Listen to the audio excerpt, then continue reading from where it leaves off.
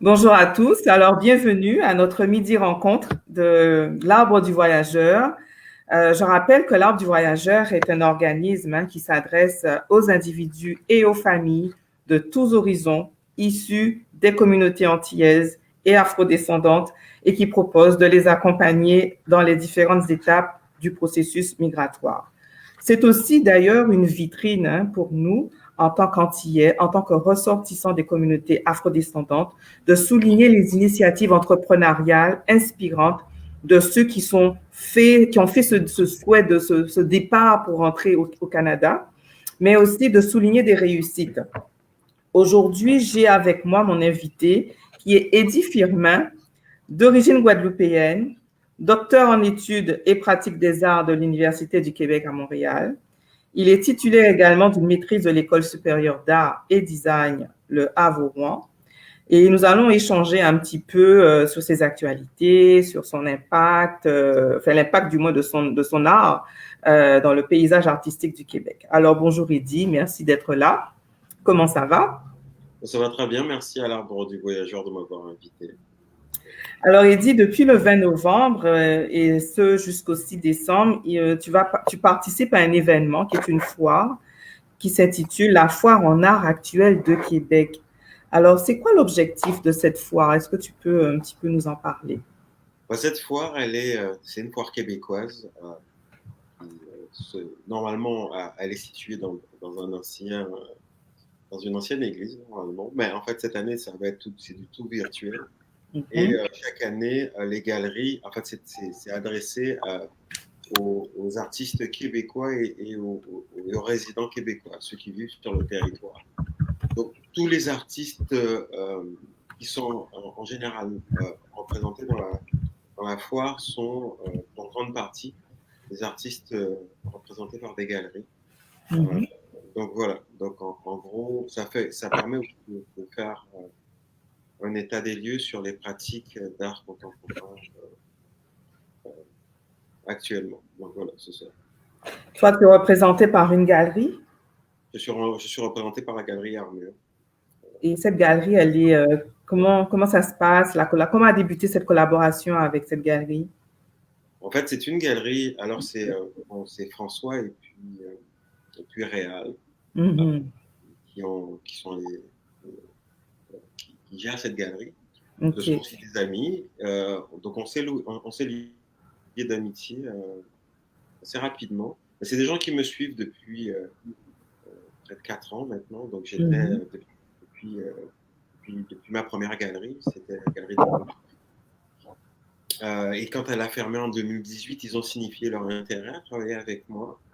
Euh, Moi, j'ai voulu continuer un bout avec Dominique Bouffard parce que c'est quelqu'un humainement que j'apprécie toujours énormément et que j'aime énormément, qui m'a beaucoup aidé.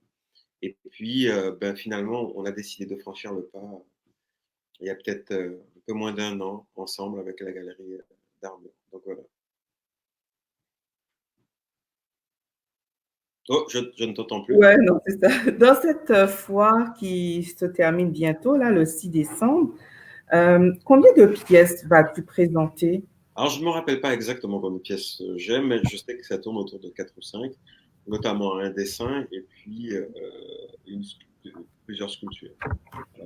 Donc, il y a un masque, parce que j'ai une série de masques. Les masques sont assez présents dans mon travail. Et puis, un dessin. Donc, je crois qu'il y en avait un seul. Et puis, une corne qui était extraite d'une énorme installation que j'avais présentée en février dernier à, à Armure. Donc, Je profite parce que là, j'ai des gens qui sont déjà connectés. Alors, bonjour à Leïla Zélie qui dit bonjour. Il y a Sarah qui dit pareil, bonjour, bonjour. J'ai Maggie, hein, ma sœur Maggie, Métellus, Onet Maggie, merci. Alors, n'hésitez pas, hein, nous sommes avec Eddy pendant une demi-heure. Hein. Si vous avez des questions, si vous avez besoin de lui partager aussi, faire des commentaires sur son travail, c'est le temps. Je lui remonte les formations au fur et à mesure de notre échange.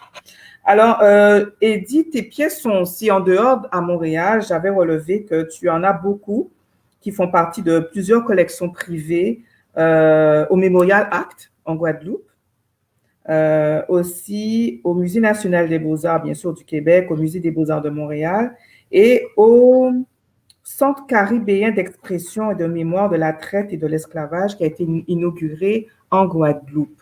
Alors, toutes ces œuvres-là, là, comment ça a été décidé de les placer un peu dans ces différents espaces? En fait, moi, je choisis rien, sauf, Ah, ok. il m'arrive de faire des dons aussi, mais Ok. en général, ce n'est pas moi qui choisis. Surtout pour les musées, je choisis rarement les œuvres, c'est eux qui choisissent, c'est eux qui viennent choisir leurs artistes. Donc, moi, je pense ça avec beaucoup de. Déjà, c'est un signe de respect quand un musée décide de choisir un artiste plutôt qu'un autre.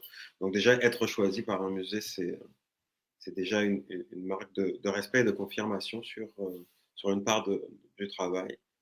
Euh, donc, en ce sens, être dans des musées est important, surtout au Québec, parce que c'est quand même ma terre d'accueil. Ça fait 10 ans, ça va faire 10 ans que j'y suis l'année prochaine, ça fera 10 ans que j'y suis l'année prochaine. Donc, c'est un lieu qui me ressemble aussi, parce que qui ressemble un peu, qui a beaucoup de points communs avec les communautés afrodescendantes et antillaises, euh, parce que c'est des espaces d'entre-deux. Donc, c'est des espaces qui vivent aussi sur des conflits à la fois mémoriels et puis des conflits d'histoire aussi. Donc, c'est vraiment très, très. Je veux dire, cet espace-là me fait miroir et puis je suis très heureux que cet espace-là me considère aussi comme un miroir de ce qu'ils sont aussi. Donc, c'est vraiment valorisant. Et puis, oui, je veux dire, oui, c'est ça. Alors justement, si on doit parler un petit peu de ton travail plastique, euh, dans ce que dans tes œuvres, Mhm. on sent que tu es dans une interrogation, puisque tu le dis, tu interroges les logiques transculturelles de ton identité et les rapports de force qui s'y jouent.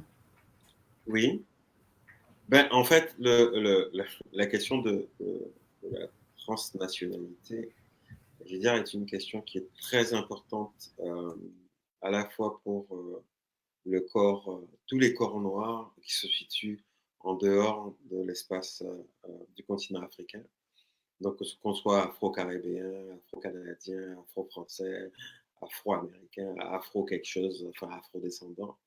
On a toujours, alors, il y a le sentiment de double appartenance. Euh, alors que ce soit volontaire ou pas, que ce soit imposé par l'autre, ou que ce soit une conscience personnelle, il y a toujours ce sentiment de double appartenance parce qu'on sait qu'on appartient à la fois à l'espace dans lequel on travaille, puisqu'on y est, et puis on travaille, on participe à la collectivité, et puis on sait aussi que notre corps signifie aussi une migration, signifie un lieu, alors pour certains qui est un lieu rêvé, qui renvoie à l'Afrique, et puis pour d'autres qui est juste un autre lieu, c'est un lieu qui est autre. Alors parfois, il est imposé par le regard de l'autre, avec cette formidable question, ou cette horrible question, dépendamment de comment on peut la prendre. Mais dis-moi, toi, tu viens d'où? C'est ça. Donc, et puis avec le corps noir, on suppose que c'est automatiquement d'Afrique. Et puis, eh ben, en tant que, ben, parce que je suis antillais, donc ça suppose à la fois une origine française, une origine caribéenne, une origine africaine. Et vivant ici, donc on transporte à la fois toutes ces transnationalités avec nous. Déjà, naître dans la Caraïbe, naître antillais, c'est déjà naître entre deux mondes. Un monde qui a été arraché à l'Afrique, donc c'est ceux de mes ancêtres, c'est ce qui donne mon code génétique, ce qui est inscrit dans ma chair, ce qui fait la mémoire même de mon corps.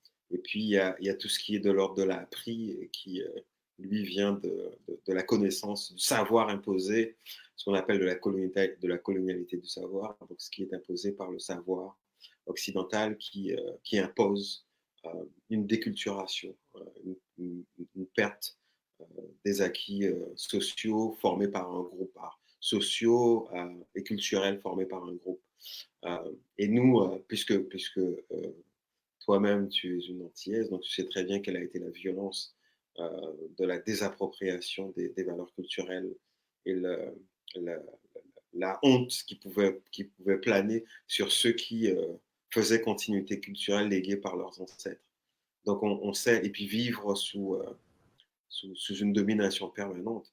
C'est-à-dire, Maryse Condé dit que la condition même de l'Antillais, c'est d'avoir toujours été sous tutelle ininterrompue de la France et sous tutelle coloniale ininterrompue.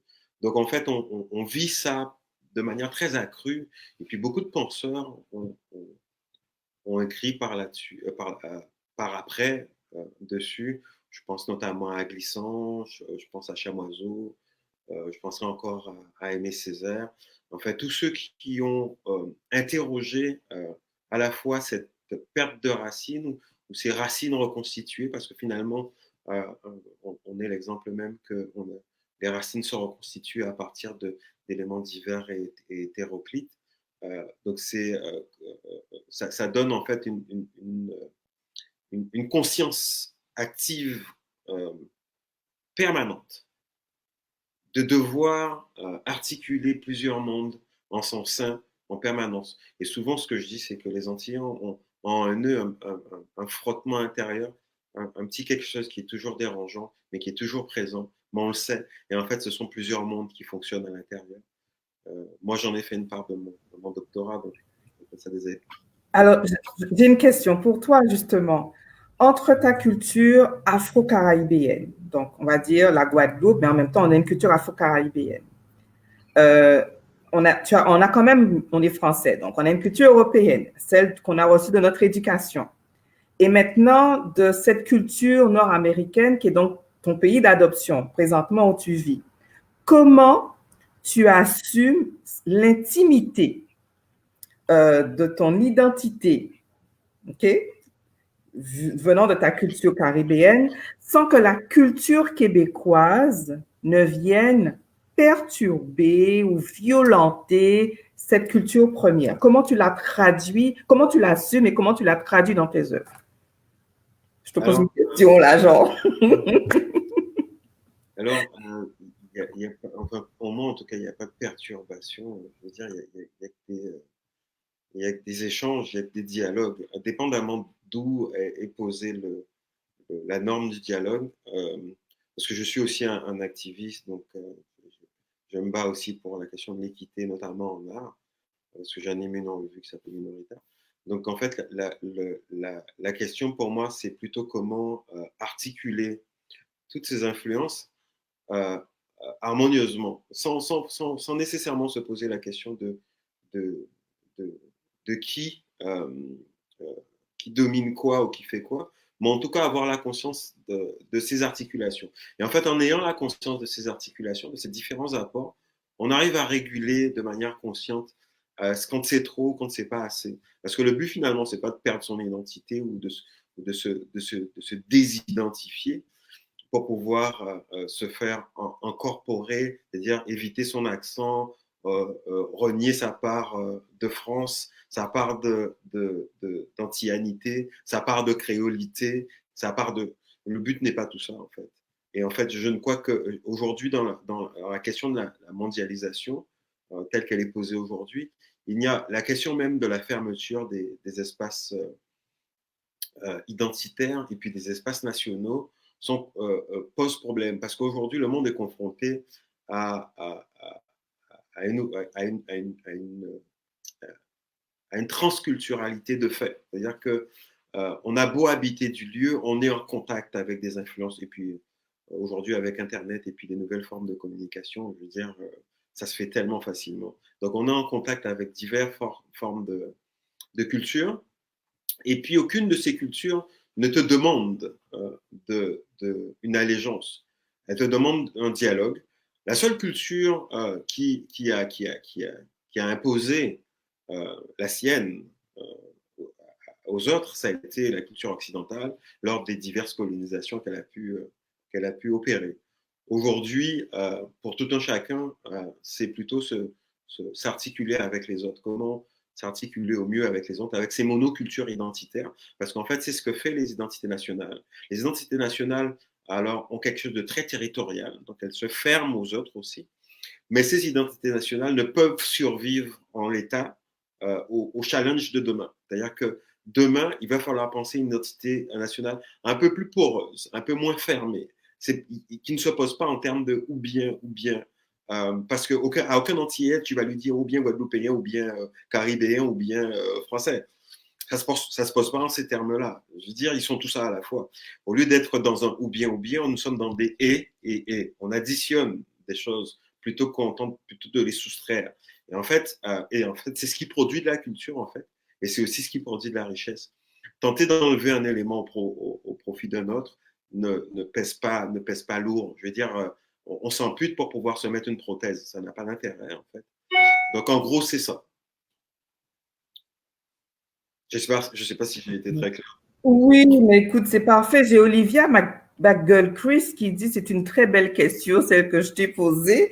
Alors, tu as pris le temps d'y répondre et de partager ton opinion.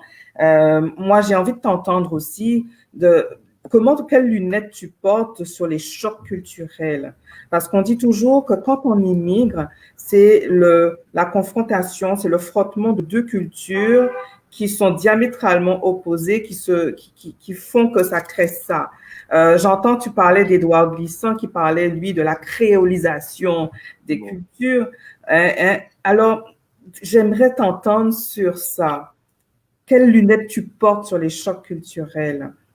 Alors, j'aimerais te dire que c'est un phénomène nouveau, mais ça ne l'est pas. C'est aussi vieux que le monde. Dès le début, dès qu'il y a eu deux cultures et puis deux villages éloignés, il y a eu des chocs. Donc, en fait, je veux dire, ça fait partie même des constructions, des structures humaines, tous ces chocs culturels. Mais aujourd'hui, je souhaite, parce qu'en fait, moi-même et comme toi-même, nous venons en fait de cultures où les chocs culturels ont été particulièrement violents. C'est-à-dire que usuellement, les chocs culturels se font, en tout cas la manière dont je vois ça, c'est que les chocs culturels se font par envahissement et par, par agression, par la guerre, par etc. Bon, l'humanité a toujours fonctionné comme ça. Hein. Je veux dire, on a fait la guerre à son voisin, etc. Bon, on n'invente rien de nouveau. Sauf qu'à la différence d'aujourd'hui quand même, c'est que aujourd'hui, on a une super structure occidentale qui a colonisé le reste euh, du monde. Et puis, cette superstructure, elle a quand même, elle impose ses valeurs au détriment des cultures qui sont engagées dans la relation. Elles ne sont pas engagées dans une relation, elles sont dominées. Et en fait, aujourd'hui, il y a comme un réaménagement de ces forces. Et puis, moi, je participe aussi de ces réflexions. Il y a quand même un réaménagement de ces forces qui fait que aujourd'hui, le colonisé revient sur la parole coloniale, sur la parole dominante, et parce qu'il n'a pas participé finalement au débat, parce que le débat finalement a eu lieu du colon au colon. Donc ça a été un débat interne en disant bon ben écoutez, on peut plus faire comme ça, bon on va faire comme ça. Des philosophes se sont prononcés, des artistes se sont prononcés, etc. Sauf que dans ce débat, artistes dominés, les philosophes, les penseurs ne se sont pas prononcés.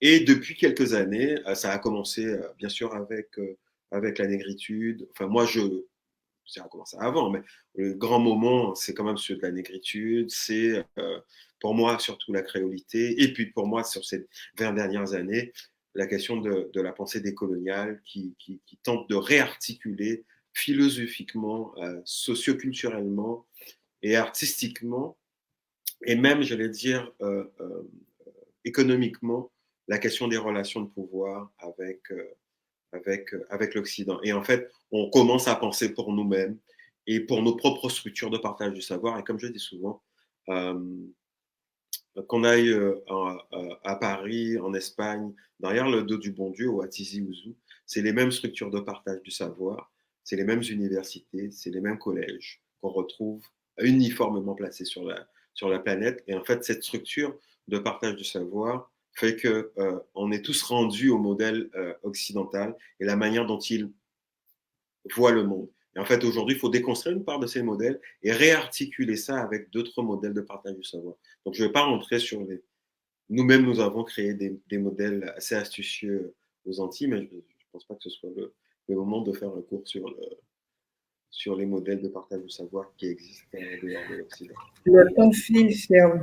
Le temps file, le temps file. Il y a tant de choses encore que j'aimerais, sur lesquelles j'aimerais t'interroger. Les gens sont très contents hein, de cet échange qu'on a ensemble aujourd'hui. Alors, merci à tous. Si vous avez des questions, n'hésitez pas, c'est le temps. Alors, j'aimerais qu'on parle un petit peu de tes expositions. Et surtout, bon, il y en a une là qui m'a toujours intriguée. C'est l'exposition que tu as faite en 2016 qui est Ego Portrait. OK? Quel message tu voulais transmettre à partir de cette exposition, l'Ego Portrait? En fait, Ego Portrait ou l'errance des oiseaux Oui, c'est ça, l'errance des oiseaux. était et est toujours, parce elle a été faite et puis elle demeure dans l'archive. Cette exposition-là a été faite pour justement questionner ces grandes politiques de partage du savoir dont on vient de discuter. L'Occident a une manière très particulière de partager son savoir. Alors, c'est pas le seul. Alors, bien sûr, ça passe par l'écriture. Souvent, le parallèle que je fais, c'est en Occident, la structure de partage du savoir passe par l'archive écrite, donc pas par l'écriture. Donc, c'est sédimente énormément sur l'écriture. Mais le principe particulier de ce savoir, c'est ce qu'on appelle des égos politiques du savoir, ou une égo politique du savoir, c'est que c'est un savoir qui désigne, c'est un savoir de propriété, et ce savoir de propriété, si je vous dis par exemple qui est le père de la psychanalyse, tout le monde va me répondre pratiquement encore Freud. Donc en fait, ce savoir qui désigne des gens comme propriétaires d'une idée, etc., est en totale opposition avec d'autres cultures, et souvent les cultures que l'Occident va dominer. Ça va être un des grands principes d'ailleurs, c'est que les cultures que l'Occident va dominer fonctionnent sur un autre principe de partage du savoir, qui est la corpopolitique du savoir. Donc c'est basé sur l'oralité. Et surtout, ça ne désigne pas de pensée propriétaire. On ne dit pas c'est Georges ou Alfred qui a inventé un champ ou qui a inventé un système agraire. C'est un système de propriété intellectuelle collective. Okay. Et en fait, dans Ego Portrait ou l'errance des oiseaux, en fait, je fais rentrer en contact ces deux aspects du partage du savoir, mais dans ma personne. C'est-à-dire que tout va tourner, et là, je ne parle pas, et là, j'interroge aussi j'interrogeais la vision classique de l'autoportrait à l'occidental versus ce que pourrait être un égo-portrait à la créole ou dans le sud. C'est-à-dire que c'est le lieu mon corps est le lieu, et la bibliothèque est le lieu de partage du savoir. D'ailleurs, ce qui est extraordinaire, c'est qu'il y a quand même, comme disait Ampateba, disait en Afrique, quand un vieillard meurt, c'est une bibliothèque qui meurt. Parce qu'on voit beaucoup dans cette exposition que tu fais un clin d'œil, tu abordes beaucoup d'angles autour de l'identité, autour de la résistance, la condition des esclaves et la question de qui nous sommes. Ben, il y a une si tu as fini de poser. Non, vas-y. Je vois à quoi tu fais allusion. Tu fais allusion à une performance qui s'appelle le récit des signes, où je déambulais à Montréal avec un collier à selfie stick. Oui. Donc en fait, c'était un collier anti-fuite, calqué sur le collier anti-fuite qu'on posait aux esclaves résistants. En fait, aux marrons, ceux qu'on attrapait, on leur posait ce collier-là, qui, par leur poids et parce qu'il y avait des gros crochets au bout des tiges, donc c'était un collier avec des tiges, 4 tiges. Impossible de fuir avec, on se prenait dans les branchages, on se prenait dans, etc. Donc en fait, c'était une forme de surveillance à distance. Donc c'était une forme d'autosurveillance. En fait, toi-même, tu savais que tu ne pouvais pas fuir et tout le monde savait que tu ne pouvais pas fuir avec ça. En plus, ça te désignait comme rebelle. Mm-hmm. Et en fait, aujourd'hui, les modèles, comme beaucoup de philosophes nous enjoignent de penser que les anciens modèles ne sont pas effacés, ils sont simplement recyclés. C'est un peu comme une oignon. Eh ben, il y a un oignon, il y a des couches par-dessus. En fait, le cœur reste le même, sauf qu'on met des couches, des nouvelles couches. Et en fait, le collier à selfie stick fait référence à l'autosurveillance. Parce qu'en fait, au bout de chaque selfie stick, donc au bout des tiges que j'ai réaménagées, il y avait des iPhones. Donc en fait, je m'auto-filmais au moment où je faisais ma performance. Et puis donc les gens qui intervenaient ou qui étaient autour de moi entraient aussi dans la performance de manière totalement fluide. Ben, justement, de savoir comment les gens réagissent de voir ce truc-là à ton cou. Est-ce qu'il y a eu comme un choc culturel aussi qui a été exprimé par ça? En fait, les gens ont très bien compris ce que c'était. Beaucoup de gens m'ont sans savoir, parce que la plupart des gens à Montréal n'ont aucune idée de ce que c'est cet objet et puis comment ça peut être relié à l'esclavage. Et en fait, ils ont très bien compris. On me disait très belle critique des réseaux sociaux, très bien vu, etc. Et en fait, instantanément, les gens ont compris que je parlais d'autosurveillance. Je parlais aussi d'autorégulation, c'est-à-dire que maintenant nous sommes devenus nos propres bourreaux. Et puis surtout, hier comme aujourd'hui, ce que fait les réseaux sociaux, c'est que nous sommes. Alors, ça crée aussi des espaces, c'est pas tout noir ni tout blanc, hein, ça crée des espaces de liberté comme ce qu'on est en train de faire, mais ça crée aussi. C'est des codes, hein. C'est ça. Et ça crée aussi une reconduite du passé. Je vous parlais de la pelure d'oignon. Et en fait, on en est là. C'est-à-dire que hier, les corps de mes ancêtres étaient des biens meubles, donc considérés comme des objets. Et aujourd'hui, avec les réseaux sociaux, nos noms, nos identités même, deviennent des biens. Des biens que s'échangent les grandes entreprises. Et d'ailleurs, Facebook s'est fait pincer la main dans le sac avec de la diffusion des formations de nos biens, de ce qu'on est. Parce que nos identités deviennent numériques. Donc, on devient des biens à vendre, des biens à échanger, nos identités, finalement, sont leur propriété. Donc, voilà. Là, il y a Olivia qui dit c'est extraordinaire la manière dont elle prend plaisir à t'entendre articuler tes idées, les concepts, ton expérience, avec autant d'ouverture, particulièrement à cette période si troublée. Donc, tu as une fan qui aime t'entendre. Une très bonne amie. Salut, Olivia. Dans cette même exposition, on te voit aussi porter. Déjà, tu t'appelles Anno, ton nom d'artiste? Oui, en Comme fait, tu bon, sais ça. je le porte un peu moins en ce moment, mais en fait, c'est le nom de ma première fille. Elle s'appelle Noah. D'accord. Donc, ça marque l'âge. Son âge dit aussi l'âge. Elle va avoir 23 ans, donc ça dit l'âge. Ok. J'ai décidé d'en faire une profession sérieuse. Je suis artiste. Alors, à part ce collier que tu portais, mais qui fait partie de cette expo, il y a aussi un portrait de ton ancêtre, Virginie Carillon, que tu mets de l'avant également. Parle-nous un peu de cette œuvre-là. Comment en es-tu arrivé à trouver son identité? Alors, Virginie, alors c'est très bizarre la genèse de cette œuvre-là. OK. Je ne crois absolument. C'est- Mais là, particulièrement, j'ai été touché par quelque chose. En fait, j'ai déposé ma thèse, qui s'appelle la méthode Bossal. Et donc, Bossal, le Bossal, est l'esclave nouvellement arrivé aux Amériques. Okay, donc, il se distingue de l'esclave créole. Donc, c'est celui qui n'est pas encore, entre guillemets, civilisé, dominé ou, comment dirais-je encore, domestiqué. Et en fait, elle est une de mes tantes, mais qui m'a élevé, qui est quasiment ma première mère, a trouvé la première bossale de notre famille. Parce qu'avant, l'archive ne permet pas de retrouver trace. Ce sont des numéros. Elle, on trouve sa trace parce qu'elle va passer de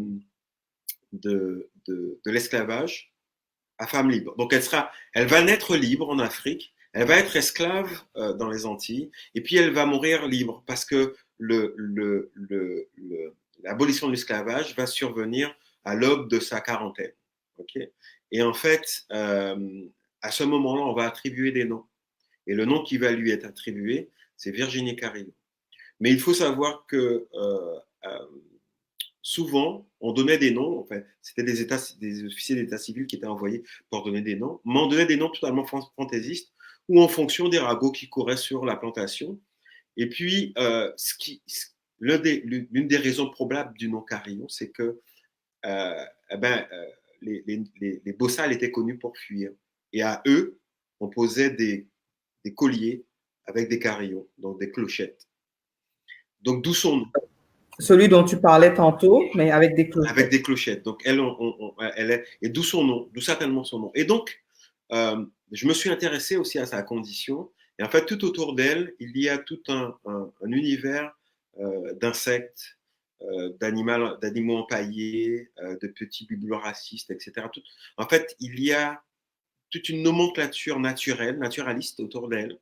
Et en fait, cette nomenclature fait référence au système occidentalocentré basé sur la naturalisation ou l'essentialisation de l'espace naturel. C'est-à-dire que depuis Pline l'Ancien, l'une des bases de l'échange du savoir en Occident est la classe. Bien sûr, la discrimination, c'est-à-dire entre deux choses, soit c'est, soit ça n'est pas, fait partie du système de pensée humain. Sauf qu'en Occident, on en a fait un système rigoureux. Et ce système rigoureux de la classe fait que il y a la classe des, je sais pas moi, des cétacés, la classe des batraciens, la classe des, etc., etc. Et on ne peut pas mettre une classe dans une autre. Donc ça, c'est fait pour séparer les univers. Donc on va dire qu'on use d'une faculté humaine qui est déjà à la base, et puis qui est aussi une des bases de la science, et puis on la renforce. Et en fait, ce qui va donner que le fait que ça atterrisse dans les relations humaines. Et en fait, mon ancêtre va être déclassé de son espace d'homme pour venir occuper celle de l'animal. Donc, elle va être objectalisée, elle va être animalisée. Et donc, je la représente dans ce cadre où elle est dans l'univers de la construction de la pensée occidentale.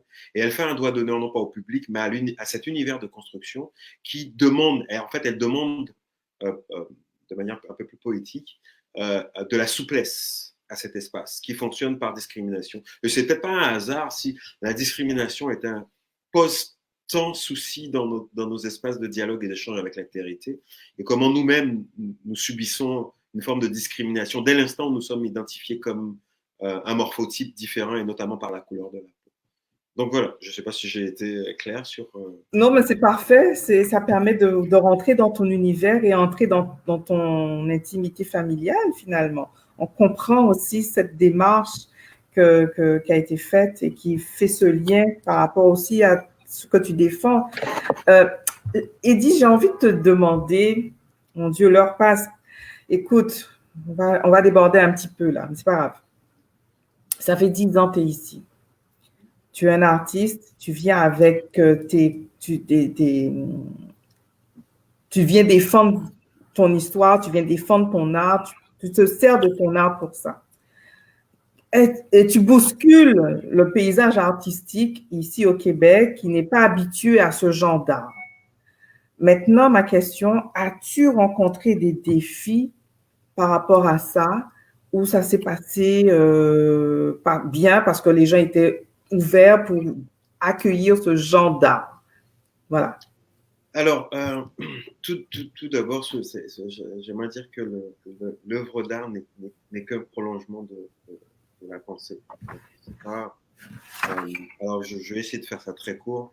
Chez moi, il y a comme un principe de base que j'articule dans tout, qui est aussi un principe de vie et qui est un principe que je mets au centre. Bon, je me suis réapproprié un concept et j'en ai fait un principe de vie, ça s'appelle le principe de remédiation, qui fait qu'à chaque instant dans notre vie, et je veux dire même une abeille, même un crabe fait pareil, à chaque moment de notre vie, nous échangeons de l'information avec notre environnement. Et nous, en tant qu'individu, on échange des informations avec le voisin, avec X, avec Y, etc.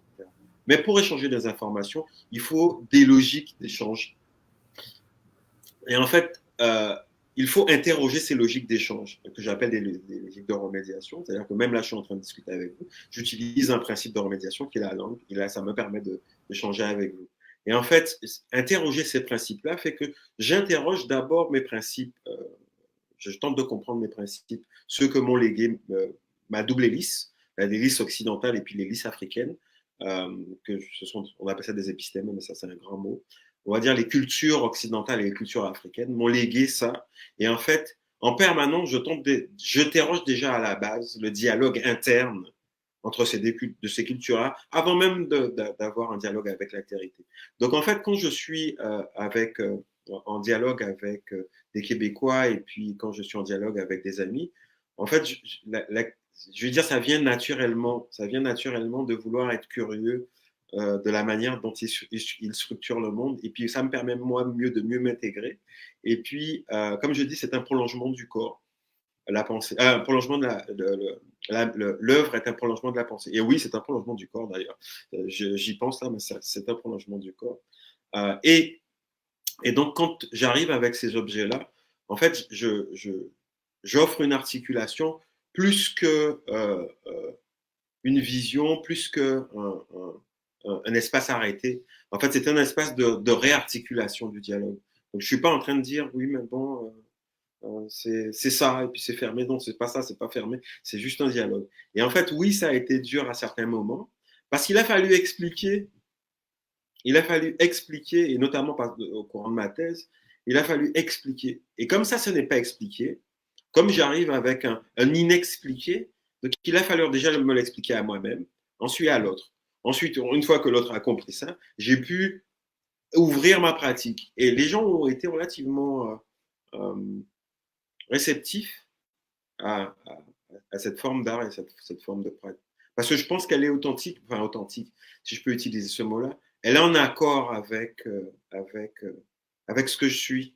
Donc il n'y a pas de détachement, je ne fais pas semblant, ou je ne prête pas, ou je ne joue pas à être dans une pratique occidentale ou dans une pratique afrodescendante ou dans une pratique X ou dans une pratique... tu es toi-même. Voilà. Ça se joue dans l'articulation des différentes cultures, des différents apports qui me composent. Et en fait, oui, c'est là que ça se passe. Dans une entrevue, tu disais que j'ai trouvé ici une forte émulation multiculturelle. Ça finit par t'imprégner. Plastiquement, je suis une éponge. Oui, mais c'est exactement ce que je viens de dire. Je veux dire, je l'ai dit autrement, mais c'est exactement ça. Mais je crois que c'est ce qu'on fait tous. Mais oui, c'est sûr. Ça nous amène un peu à faire ça. Même quand on immigre, on doit absorber ce qu'on reçoit et puis ensuite... On doit dialoguer aussi, parce que nous sommes... Bien sûr. En fait, ce qui est extraordinaire, c'est que le dialogue est quand même... C'est-à-dire, on vient d'espaces aux Antilles où, finalement, on vient d'un espace ségrégationnel, qui est l'esclavage, comme un espace ségrégationnel clair. Je veux dire, plus ségrégationnel que ça, il n'y a pas. Et donc, nous aussi, on a dû réapprendre à toujours à discuter avec ou à réarticuler nos relations de dominant à dominé, de colonisé à colonisé. En fait, c'est toujours présent. Dès notre naissance, c'est quelque chose qui est présent. Et en fait, me retrouver au Canada, qui est profondément, surtout au Québec, qui est un espace profondément multiculturel, surtout Montréal et puis le Grand Montréal, c'est me retrouver dans un espace où finalement je suis déjà très, très habitué. Je veux dire, ça compose même la base de ma culture. Je veux dire, les cultures antillaises naissent du choc de l'Afrique et de l'Occident. Je veux dire, il n'y a pas d'avant, il n'y a pas d'anté, il n'y a pas d'antécolonial, il n'y a pas de colonisation avant. C'est pas un colonisateur qui est arrivé sur le territoire et qui a dit bon ben je prends possession de chez toi. Non, on est tous les deux venus sur les territoires. D'ailleurs, il y a une tabula rasa. On est tous les deux venus sur un territoire dont on n'hérite pas. Donc, on est tous les deux locataires de cet espace-là. Et je parle de la France autant que des afrodescendants. Donc, on est locataires des Antilles. Donc, on est plutôt mal placé pour faire des leçons au monde. Au contraire, on est plutôt placé pour accompagner le monde dans quelque chose de beaucoup plus fluide entre relations culturelles. Donc, voilà. Parfait. Alors, on va aller à la dernière phase de notre échange. Tu es coordonnateur d'une publication qui s'intitule, enfin, c'est une publication qui est une revue décoloniale qui s'intitule Minori Art. Alors, comment est né ce projet de mettre en place cette revue? Comment ça a débuté? À qui ça s'adresse, cette revue? Alors, cette revue-là, elle s'adresse à tout le monde. Je veux dire, elle n'est pas fermée au public. Mais elle s'adresse tout particulièrement aux praticiens. Aux praticiens, et puis comme je suis praticien, aux praticiens en art, et puis comme je suis praticien visuel, c'est sûr qu'il y a un gros focus sur la pratique visuelle, mais c'est ouvert à tout type d'art. Le principe justement est de réarticuler en fait les savoirs. Alors souvent ce que je dis, pour donner un exemple clair, c'est que moi ma formation, et puis comme j'ai dit, j'ai bu la coupe jusqu'au bout. J'ai fait l'école occidentale jusqu'au bout, j'ai fait un doctorat en art. Donc c'est comme bon, je dis après, il n'y a rien. Bon, c'est ça. Donc en fait tout ça pour dire que j'ai été élevé, on m'a appris dès la plus petite enfance ce qui était l'art, mais sous l'angle occidental. Donc en fait, j'ai fait des écoles d'art, j'ai fait et ensuite l'université. Et en fait, je suis rentré dans un moule plus ou moins occidental, où mon voir, mon sentir, mon toucher ont été dressés, ont été éduqués à voir l'art d'une certaine manière et à comprendre le monde d'une certaine manière. Avec cette revue-là, d'autres acteurs, d'autres artistes, alors je vais en citer quelques-uns, il y a Cécilia Brackmore, il y a Géraldine Antiope, il y a Sarah Chou, il y a, Moridia Kitenge-Benza, enfin bref, il y en a quelques-uns qui sont au quotidien avec moi, enfin au quotidien, non pas au quotidien, mais qui sont avec moi. Et nous tentons de réinterroger finalement les structures qui participent à construire de la connaissance ou à solidifier des pratiques en art qui ne sont pas occidentales. Et en fait, comment rétablir une espèce de dialogue entre ces pratiques artistiques raturées, qui ont été vilipendées, qui ont été rayées de la carte, comment réanimer ces pratiques-là, comment réinterroger ces legs ancestraux, et puis, ou alors, ça c'est le premier volet, et dans la revue, on réinterroge aussi les relations de pouvoir. C'est-à-dire que, par exemple, on a eu un numéro qui s'est porté sur la figure de l'artiste noir comme figure de la colonialité du savoir. Et en fait, on a mis les pieds dans le plat. C'est-à-dire que personne ne voulait poser la question de l'artiste afrodescendant il y a je crois que ça remonte à 2 ans et demi. Personne ne voulait poser la question la question de l'artiste afrodescendant dans l'espace culturel et artistique. C'était comme une non-question. Et puis nous, on a mis les pieds dans le plat. On a dit, bon, on va poser la question parce que finalement, on n'est ni au musée, ni dans des grandes expositions, ni dans la plupart des galeries. Qu'est-ce qui se passe? Qu'est-ce qui se passe et pourquoi nos pratiques sont minimisées ou sont invisibilisées?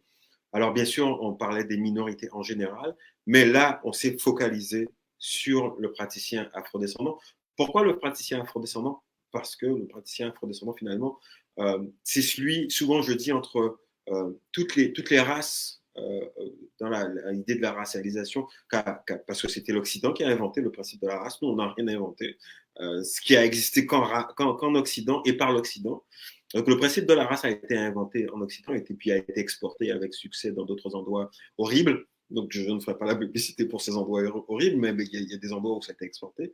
Et en fait, ça a toujours été gradé entre l'homme noir et enfin, je dis l'homme, je vais être inclusif là-dessus, mais entre l'humain noir et l'humain blanc. Et en fait, à l'intérieur de ces deux bornes qui représentent les deux bornes positives et négatives, se rangent toutes les autres formes d'humanité. Et en fait, résoudre ou participer à résoudre les problématiques des afrodescendants permet, par incidence, de régler toutes les autres problématiques, ou du moins d'avoir une résonance positive sur toutes les autres problématiques. Et en fait, d'où l'intérêt, par exemple, de mettre les pieds dans le plat. Et puis surtout, la genèse de cette revue, en fait, je veux dire, c'est super simple, en fait. Elle naît de mes recherches doctorales. Un jour, je me suis dit, bon, faudrait peut-être faire quelque chose là. Faudrait qu'elle soit gratuite. Alors, c'était ça le principe de la revue. Ne pas s'inscrire dans la politique du savoir occidental pur qui veut que toute production du savoir, si tu veux avoir accès à ce savoir-là, il faut payer. Il faut payer un coût. Donc, on est parti du principe que finalement, non. On ne va pas payer le savoir. Il va être accessible en permanence et en tout temps. Donc, en fait, la revue est accessible gratuitement sur Internet et en tout temps, puisque c'est une revue numérique. Et puis, on fait des cas. Le prochain numéro, c'est Le quand? prochain numéro, il devait sortir en septembre. Bon, avec le Covid, notre équipe a eu, parce qu'on est tous, finalement, on est tous volontaires, on travaille tous gratuitement. Notre équipe devait la sortir, mais là, on va la sortir pour le 15 octobre. Ça y est, on est plus ou moins prêt, du numéro 4. Donc voilà. 15 octobre ou 15 décembre? 15 décembre, désolé, 15 décembre. Okay. Donc, le numéro 4, c'est ça, la 4e édition de cette revue, c'est le 15 décembre. OK. Accessible en ligne, en PDF et gracieusement. Voilà. Et le thème, on peut savoir, ça va parler de quoi? Dossier, est-ce qu'il y a un dossier là-dedans? Oui, j'ai comme ah oui, le thème est dédié, j'avais comme un blanc de mémoire, mais le thème est dédié à Lana Lockhart, qui est la première commissaire décoloniale. Alors, pourquoi elle est la première commissaire décoloniale? Parce que c'est la première, avec d'autres penseurs comme Walter Mignolo, Maldonado Torres, etc. Elle est la première à vouloir faire un manifeste esthétique pour les arts, et donc les arts visuels. Donc elle va créer un manifeste, ça va être à l'occasion d'une rencontre. D'ailleurs, il y a une interview avec Walter Mignolo qui explique très bien, donc il y a un dialogue, donc il y a un texte qui a été écrit, qui a été coécrit avec, donc je lui pose des questions, et puis à certaines de ces questions, je réponds. Donc avec Walter Mignolo, et Walter Mignolo explique très bien que elle va à un moment synthétiser toutes les énergies, elle va galvaniser toutes les énergies et elle va proposer un manifeste.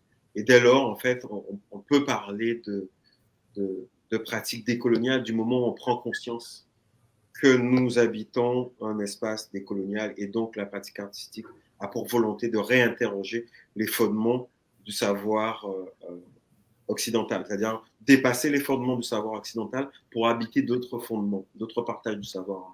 Donc voilà. Ok, parfait.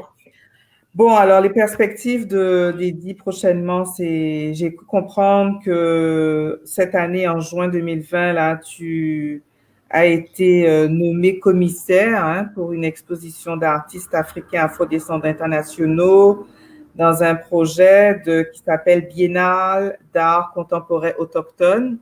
Non. Non? Je vais remettre tout ça dans le bon ordre. Ok, alors dis-nous tout, c'est quoi?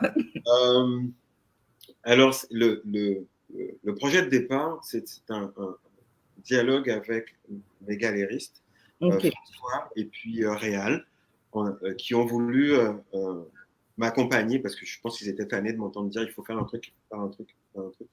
Un jour, ils m'ont appelé et dit on va faire un truc. Donc, ils m'ont proposé en fait d'occuper tous les espaces, les 1300 mètres carrés de leur galerie, avec des praticiens afro-descendants. Et donc, j'avais carte noire pour faire ça. Et donc, on a discuté, et puis on en est venu au point où on s'est dit, écoute, on va tenter de dépasser le projet et en faire une biennale transnationale afro-descendante, donc qui va être dédiée au dialogue des afro-descendants d'ici, donc du Canada, et puis d'ailleurs. Donc le principe même serait dédié au dialogue des pratiques des afrodescendants à travers le monde. Donc ce serait la première biennale en art dédiée aux afrodescendants donc au Québec. Yeah, super. Et puis donc voilà, donc ça commence d'abord par un projet qui s'appelle le Monde Bossal. Mais le Monde Bossal, ça c'est mon projet de commissariat avec art souterrain. Mais ce n'est pas encore la biennale. Elle va servir de socle. à la Biennale. La Biennale va être lancée d'ailleurs peu après le lancement à la galerie. Et puis c'est en septembre prochain. Donc pour l'instant, on est en dialogue avec des lieux comme le Musée des Beaux-Arts de Montréal. On est en dialogue avec des centres d'artistes comme Oboro, comme Articule, comme Circa. Circa est d'ailleurs un des centres d'artistes qui a très, très rapidement embarqué dans le projet. Et puis voilà, donc en gros c'est ça. On a quelques autres centres, mais on travaille aussi en ce moment avec l'UQAM pour pouvoir recevoir une part de la Biennale, mais plus sous l'aspect réflexif, donc sur les tables rondes, etc. Donc, on a d'ailleurs une très belle entrevue avec la doyenne Joanne Lalonde cette semaine. Donc oui, donc c'est très engageant en fait. Je pense que le milieu accueille avec beaucoup d'intérêt cette biennale. Et d'ailleurs, l'une des particularités pour ce numéro 1, c'est que les artistes québécois qui vont être afro-québécois qui vont être en dialogue avec le reste des artistes du monde, afrodescendants du monde, africains ou afrodescendants du monde, parce qu'un Africain n'est pas un afrodescendant, africain ou parce qu'il ne descend de rien, africain ou afrodescendant du monde, c'est que ces artistes-là sont toutes des femmes ou transgenres. Pour l'instant, le but, c'était quand même de rompre avec l'hétéronormativité du système eurocentré dans lequel on est, qui fait que finalement, toutes les visibilités sont toujours tournées vers les hommes. Et puis moi, j'en suis un modèle.